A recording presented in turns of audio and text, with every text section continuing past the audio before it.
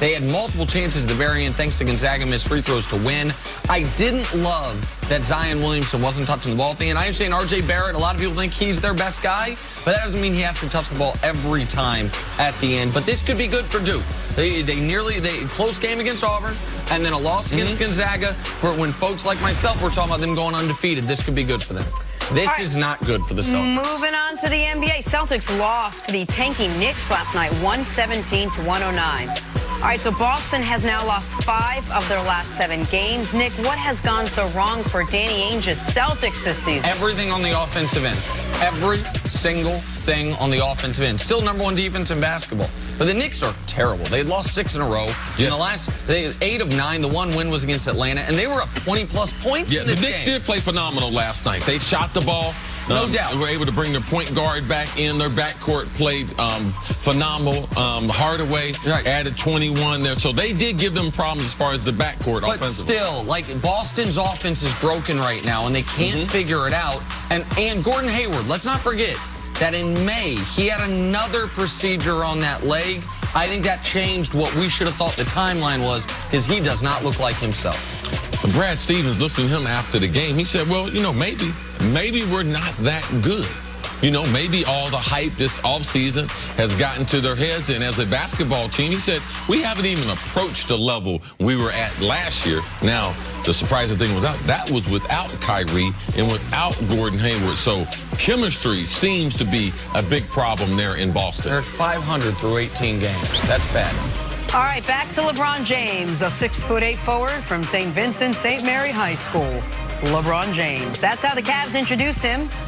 Probably sounded more masculine than what I just did. As the Lakers visited Cleveland, just like old times, they still love him. To the game, LeBron put on a show, throwing down the dunk. This was close all night, but less than 3 minutes to go. LeBron hits the 3, ties the game. He finished with 32, 14, and 7. All right, we're tied at 102 now. LeBron finds Lonzo, who hits JaVale McGee for the layup.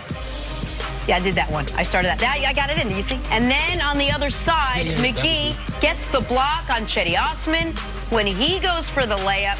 All right, Cavs down 3 now. Kyle Korver. You're doing Lonzo. Open shot. There's a look. Can't get it to go. Lakers go on to win 109-105 in LeBron's return to Cleveland. Here is the Kang after the game. You know, for my 11 years I played for this franchise, I just tried to give everything I could, both on the court and off the court. You know, represent this city, represent this community, you know, with the utmost respect, be a role model off the floor, be a leader on the floor. And, you know, to come back and get the reception that I got tonight, it means a lot to not only myself, but for my family and my friends that was here tonight, and my family that's back home in L.A. as well. You know, we knew we was going to get their best shot. We knew that the fans was going to be ecstatic because we were in town, I'm in town. So they played a heck of a game, but we kept our composure even with, you know, we're a young crew. You know, we're a young group, but we're getting better. What an emotional night for LeBron James heading back to Cleveland. What'd you make of the Lakers needing basically a late rally in order to be what was a 2-13 Cavs team? This is the best game the Cavs played all year, and I'll give them credit for it. They became the first team in the NBA all season to go the first half without a turnover. The second half, they only have 3. So they weren't giving the Lakers any extra possessions. My guy Jetty, I loved it. With LeBron on the court, played the best game maybe of his career. Tristan Thompson played the best game I think he's played in a few I believe years. you personally inspired Jordan Clarkson. Listen, yeah, you criticize him so much, he's like, I'm going to catch fire against his boy. And it is, by Clarkson standards, 6 of 18 is catching fire. But he hit some huge threes. He had a big and one late during the Lakers rally. So 2 major takeaways. One, you could see how much this game meant to LeBron. Because once the Cavs got that 7, 8, 9-point lead late, everything ran through LeBron. He was not going. Maybe they were going to lose, but he was going to go down swinging. After it was 11-3 run by LeBron, starting midway in the 4th, a LeBron dunk, a Kuzma 3 from a LeBron assist, LeBron free throws, a LeBron 3, LeBron free throws, LeBron free throw. Like, he was going to say, we're not going down not swinging, and I'm going to be the one swinging. The concern, though, is, that he had to do this. Even with the Cavs playing well, like, I gotta see. Lonzo had, I thought, his best game in a week or so. And it's still, like, I'm like, wow, Lonzo played really well. Lapses. But he has, first of all, really well at this point. It's 15, 6, and 7. And on that Korver 3, Korver's one of the 5 best three-point shooters in NBA history. You're up. The only guy, it's the only thing the Cavs want to do is that play. And what's Lonzo do on it? Falls asleep. Falls behind the screen, takes the easy way out, and runs right into the screen compared to anticipating where he's going to shoot the ball and getting to that spot, giving it open.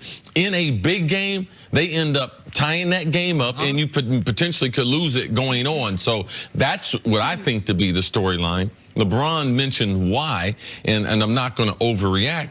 This is a young crew. Man, sometimes 2 quarters, 2.5 quarters, it seems on a regular, they just don't care about defense. And the Cavs, they did play their best game. They were their most efficient. And it's almost impossible to be able to lose in an NBA game when you only got 3 turnovers. And the Cavs, they played their best basketball game of the year. But this young, inexperienced, and the other problem that I have, beside the lapses that these young players have, Brandon Ingram, like, is he going to be a star in this league? Because when they took LeBron out and had him as the primary ball handler and the primary offensive threat, he can't carry an NBA team, and that's surprising in his 3rd year. They expected him to be far more developed. Stretches to be able to carry. Yes. How surprised are you that at this point, a fifth of the way into the season, if you will, LeBron doesn't really have a second